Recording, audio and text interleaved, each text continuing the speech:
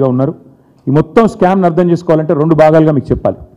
మొదటి భాగం ఏంటి అంటే 35 లక్షల మెట్రిక్ టన్నుల ధాన్యం సేకరణ కోసం పిలిచిన గ్లోబల్ టెండర్లు ఏవైతున్నాయో దాని వెనకాల జరిగింది దాదాపుగా 700 నుంచి 750 కోట్ల స్కాము. ఒకవైపు 35 లక్షల టన్నుల ధాన్యం సేకరణ కోసం పిలిచిన గ్లోబల్ టెండర్లు, అది మొదటి స్కామ్.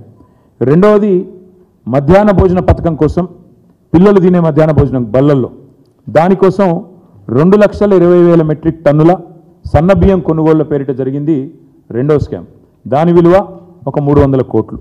రెండు కలిపితే 1011 కోట్ల కుంభకోణం, 1100 కోట్ల కుంభకోణానికి తెరలేపింది కాంగ్రెస్ సర్కార్. ఒక మాట మొదటి స్కామ్ గురించి, 700 కోట్ల కుంభకోణం గురించి మీకు వివరంగా చెప్పే ప్రయత్నం చేస్తాను. మిల్లర్ల దగ్గర 35 లక్షల మెట్రిక్ టన్నుల ధాన్యాన్ని ఏదైతే సేకరించినామో మా ప్రభుత్వం ఉన్నప్పుడు, దాన్ని విక్రయించేందుకు 3 నెలల కిందట రాష్ట్ర ప్రభుత్వ ఆదేశాలతో పౌర సరఫరాల శాఖ, సివిల్ సప్లైస్ కార్పొరేషన్ గ్లోబల్ టెండర్ల కహానికి తెరలేపింది. ఇది మేము మా ప్రభుత్వం ఉన్నప్పుడు దాదాపు 7,000 కోట్ల విలువ చేసే ధాన్యం నిల్వల మీద ఈ ప్రభుత్వం కన్నేసింది.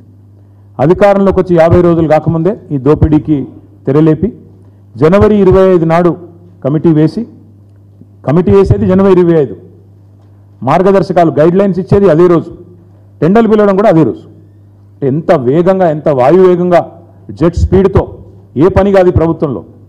నెలకు 2,500 మహిళలకు ఇవ్వడానికి టైం లేదు, ఇంత వేగం కనబడదు. 4,000 పెద్ద మనుషులకు ఇవ్వడానికి ఆసరా పెన్షన్లు కనబడదు. రైతులకు రుణమాఫీ చేయడానికి ఈ స్పీడ్ లేదు. కానీ ఈ గ్లోబల్ టెండర్ల కోసం మాత్రం జనవరి 25 రోజే కమిటీ, జనవరి 25 రోజే గైడ్లైన్స్, జనవరి 25 రోజే అదేవిధంగా టెండర్లు కూడా వెంటనే పిలిచినారు. ఇంకా విచిత్రం ఏంటంటే మిల్లర్లు, రాష్ట్రంలో ఉండే రైస్ మిల్లర్లు, వాళ్ళు స్వయంగా కన్సెంట్ ఇచ్చినారు. ఆనాడు సివిల్ సప్లైస్ డిపార్ట్మెంట్కి, ఆనాడు కానీ ఈనాడు కానీ 2,100 రూపాయలకు మేము కొనుగోలు చేయడానికి సిద్ధంగా ఉన్నాం అని రాష్ట్రంలో ఉన్న రైస్ మిల్లర్లు ప్రభుత్వానికి వాళ్ళు కన్సెంట్ ఇస్తే, కన్సెంట్ అంటే వాళ్ళ ఉద్దేశం ఇనిషియేటివ్ తీసుకొని మేము తీసుకుంటాం అని వాళ్ళు ఆఫర్ ఇస్తే దాన్ని రిజెక్ట్ చేసి వాళ్ళ మాట వినకుండా గ్లోబల్ టెండర్ల పేరిట కొన్ని ప్రత్యేక నిబంధనలు పెట్టి, ఇంత టర్నోవర్ ఉండాలి, ఇంత టర్నోవర్ ఉండాలని చెప్పి కొన్ని నిబంధనలు పెట్టి వీళ్ళందరూ ఎవరైతే రైస్ మిల్లర్లు పాపం చిన్నవాళ్ళు ఉన్నారో వాళ్ళందరినీ కూడా ఇందులో పక్కకు నెట్టి ఇవాళ గ్లోబల్ టెండర్లను పిలిచి ఈ గ్లోబల్ టెండర్లు 4 కంపెనీలకు వచ్చేటట్టు రింగ్ చేసినారు. కేంద్రీయ Bandar, LG industries, Hindustan company, నాకాఫ్ అనే 4 సంస్థలు దక్కించుకున్నాయి. ఇక్కడ విచిత్రమైన విషయం ఒకటి, 2023 సంవత్సరంలో ఇదే రాష్ట్ర ప్రభుత్వం, ఆనాడు అంటే మా గవర్నమెంట్ ఉన్నప్పుడు, గురుకులాలలో మరి ఈ కేంద్రీయ బండార్ అనే సంస్థ ఆనాడు ఆశించిన విధంగా వీళ్ళు పనిచేయలేదు, కాంట్రాక్ట్ దక్కించుకున్న తర్వాత వీళ్ళు సరిగా పనిచేయలేదు కాబట్టి ఈ కేంద్రీయ బండార్ అనే సంస్థను బ్లాక్ లిస్ట్ చేసినాం. టెండర్లలో భవిష్యత్తులో పాల్గొనడానికి వీల్లేదు అని వారిని బ్లాక్ లిస్ట్ చేసింది రాష్ట్ర ప్రభుత్వం, కేంద్రీయ బండార్.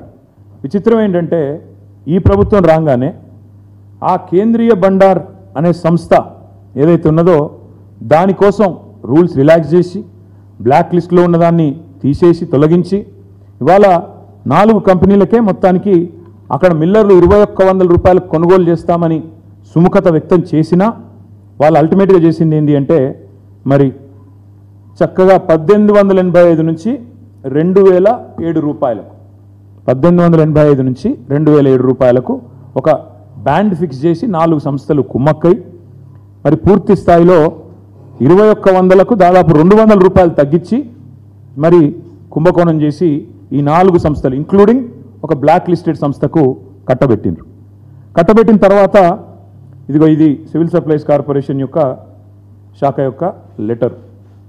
తర్వాత మన కాంట్రాక్ట్ పొందిన సంస్థలకు పెట్టిన కండిషన్ ఏంటంటే 90 డేస్లో, 90 రోజుల్లో ఈ 35 లాక్ మెట్రిక్ టన్స్ని లిఫ్ట్ చేయాలి, ప్రభుత్వానికి 7,500 కోట్ల రూపాయల డబ్బులు కట్టాలి.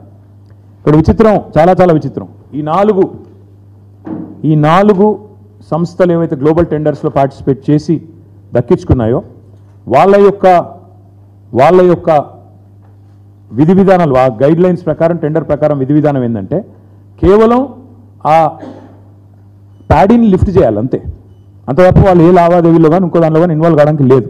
కానీ ఈ నాకాఫ్ అనే సంస్థ చేసింది ఏంటంటే వాళ్ళు చేయవలసింది కేవలం 90 డేస్లో paddy 35 lakh metric tons paddy lift చేసి 7,500 కోట్లు ప్రభుత్వానికి కట్టాలి.